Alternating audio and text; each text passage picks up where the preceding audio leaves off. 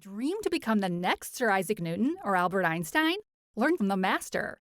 Refat Bari. Watch his videos to achieve your dream. Ladies and gentlemen, welcome to the 60th lecture in linear algebra. Today is a very special day, followed by a very not so special problem. Okay? Now, it is a remarkable lecture precisely because of the unremarkable quality of the problem that you're about to see. Or so it may seem. Okay? So, you're confusing me already. Okay. Your statements and your freaking mind games. For the last 20 lectures, we have been looking at what? Matrix inverses? Yeah, the inverse of matrices.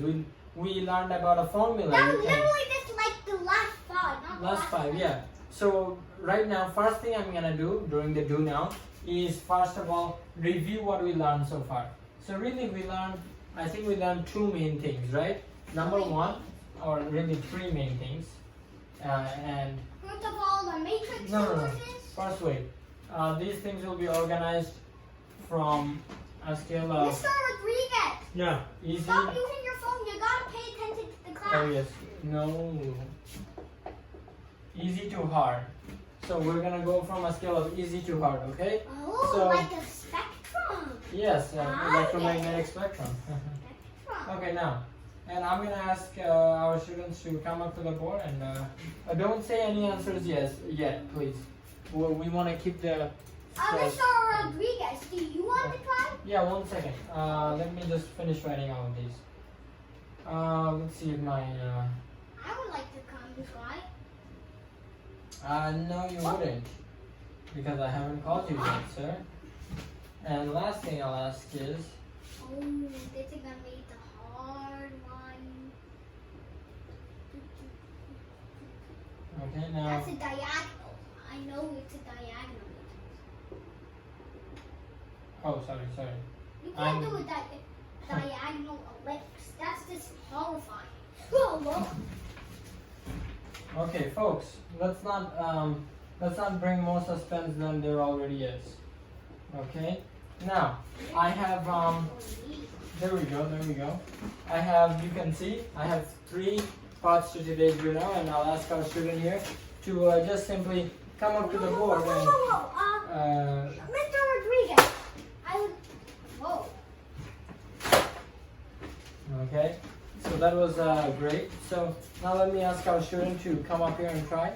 I can't describe what just happened in front of my eyes, but I hate. Let's try to write big. I'm writing big. Thank you. Over AE minus BC times A. Okay, so DA negate these diagonals. That's a fancy name for that one. So 1 over D2, 1 over D3, 1 over Dn, and then 0, 0, 0, 0, 0. I can't really write the matrix correctly, but you got what I mean. Yeah, I got that. Okay, folks, so our student here has written the answer to all 3 of the do now questions, and it turns out that he got all parts right. A matrix times its inverse is indeed the identity, and as a matter of fact, this is one of the very few special matrices that satisfy the commutative property, right? So the inverse times the matrix gives the identity, just like the matrix times the inverse gives the identity. I have a question. Yes, sir. What a matrix? So let's say you have a matrix. What matrix multiplied by that matrix will give you the inverse of the original matrix? Say it again. So let's say you have matrix A. Okay. So and then you have matrix B. Okay. So if A and B multiply to be the inverse of A, what would B have to be in terms of A? Oh, so like this. Yeah. Okay, so what wow. is B? That's a fine question, and as a matter of fact, that may be our exit step. Okay. Ask that question again during the exit step, because I will forget. Okay. Now let's keep on going. You said that the inverse of a regular square matrix of order 2 is 1 over the determinant, which is AD minus BC, times the This is so obvious. We've done it for the last 10 lectures, but in case it isn't obvious, we flip this, the two entries of this diagonal, and we negated both entries of this diagonal. Okay. And finally, for any diagonal matrix, its inverse is given by the reciprocal of every entry in the diagonal, as shown by our student here. Now in today's lesson, this was an easy to hard spectrum. This was easy to easy spectrum. Well, that's great, because now it's gonna be a hard to hard spectrum. Okay? Oh. So let's see if any of our students can actually. Now, as I warned you I told you during the beginning of today's lesson that today is a very special lecture, followed by a very not so special problem. Wait, what? So all I'm going to ask you to do. Even more. Yes.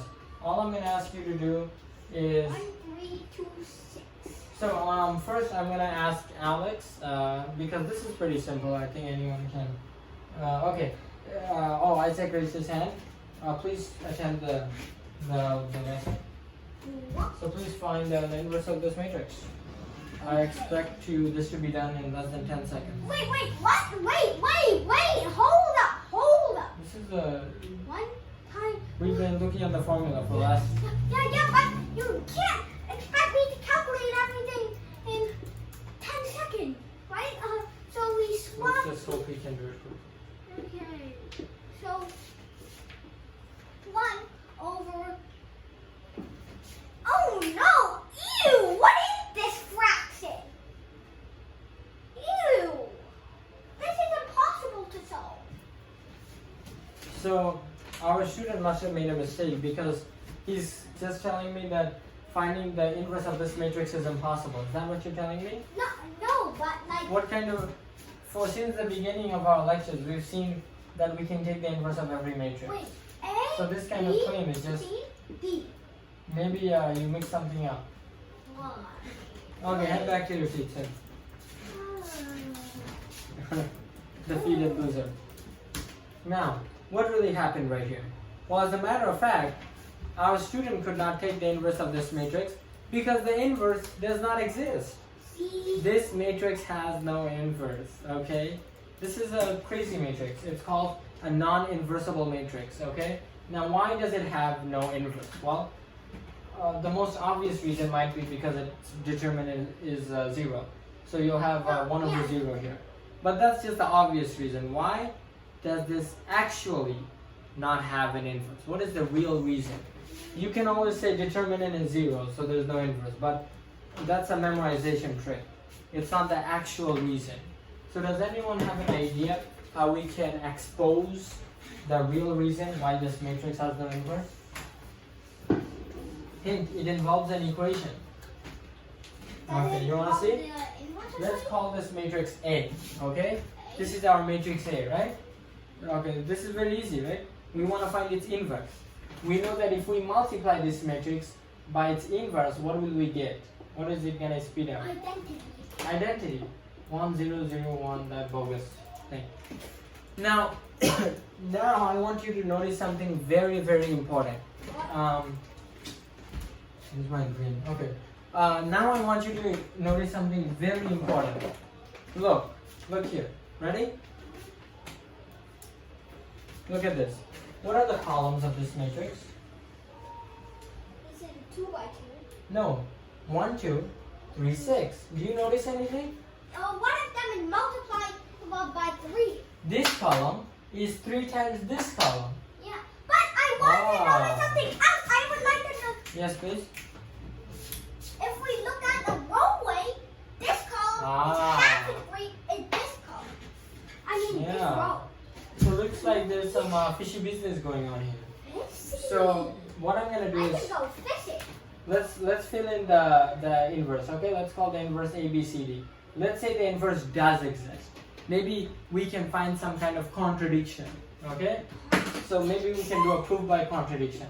Oh, okay. This is an interesting one. Now I'm gonna do the right to left multiplication of matrices. What so is that's the column. That's good. So our student remembers. Okay, so if we do the column weight, what do I get on the left hand side? Give me. Okay, so column is AC, so you want to take A of the first column and Okay. C of the second column. So what do I get? So A2A, oh wait, so A2A, and then for the second column, you get 3C60. Wait. Let's go slow because I forgot myself. A of the first column, C of the second column, right? And what does that give me? Wait, so I would. Please. So that would give you the I don't think what you just said was English, but yeah. Okay, so that would give you A plus 3C as the first, and 2A plus 60 at the second. Okay, yeah, good. So, thank you. And now we're going to repeat that process for the second column, right? So what will our second column give us? Well, we take B of the first column, and we take D of the second one, right? Is that right? Yes. B of this one and D of this one. So what do I get? So you would get, wait a second. You would get the same thing, but just with different variables. Wait, no. You would get B. You would get B plus 3D, Mm-hmm. 2B plus 60. That's Now, the same thing, but with different variables. now look here. Does that What matter? I'm gonna do is replace this whole left-hand side, but what I just got. Okay? So let's see. What did I just get on the left-hand side by multiplying those two? I got this as my first entry, A plus 3C.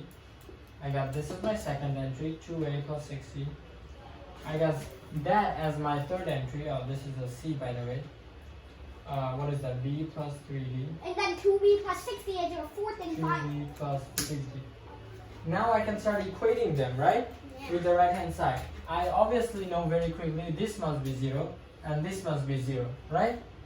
So what am I Wait a left with? second. Yes. Wait a second. Never mind. Thank God. Now, you see that A plus 3C is 1 and 2B plus 6D is 1. Now, do you notice a contradiction here? Wait. Are you ready for me to unveil it to you? Look, ready? Look, we're gonna write it out very nicely. What is B plus 3D equal to? 0. Good, because obviously they're on the same entry. Wait a second. And what is 2B plus 6D equal to? Plus the thing is equal Ah, okay. Does that make any sense? Is 2 times 0 equals 1? to 1. No. That's a contradiction. Meaning, all of this, Contradiction. You hear that, Mr. Rodriguez? all of this is Prove my bogus. contradiction. All of this is bogus. No. That means the inverse does not exist. All of this, imagine, this is like the time travel paradox. You go back in time and Killing grandfather. and you that's the grandfather paradox. We did the exact same thing here. We created an inverse which doesn't really exist, and then we tried to calculate the inverse in terms of our own matrix, and we saw that defy all the rules of algebra, right? So we basically broke algebra. Oh no. But obviously algebra cannot be broken, so that means the only possibility is that this matrix does not have an inverse. How can we detect that a specific matrix had no inverse easily Very good question. without using the memorizing trick or this long way? Well, over the next couple of 100 lectures, I'm going to explain to you how we can do that. 100? And one final thing, one final comment is well, our student raised a question, which is if you have a matrix, what was your question? So let's say you have a matrix A and you multiply it by a matrix B. So AB is equal to the inverse of A. Yeah. If that's true, then what must B be? Oh, in very terms good. of A? So this is a great question because I never heard it before. But really what I can do is do it nicely. What? Okay, so, right? Now what can I do to the left hand side? I want to isolate B, right? I want to solve for B. What can I do? So, Just multiply by the inverse. So, B? A inverse times A is what? Identity. Identity. So, I get... So that kind of like cancels out. Kind of cancels out. So, on the left-hand side, I just end up with? B. B. And on the right-hand side, what do I end up with? You get a to the negative second power? A What? inverse squared. Not a to the negative second power. I don't know if that actually will work, but I know this will work. The square of the inverse of the matrix A. So to answer your question, that is the value of B. Hopefully you did not expect that, and thank you for watching. Subscribe to Bari Science Lab to fall in love with math and science, especially programming.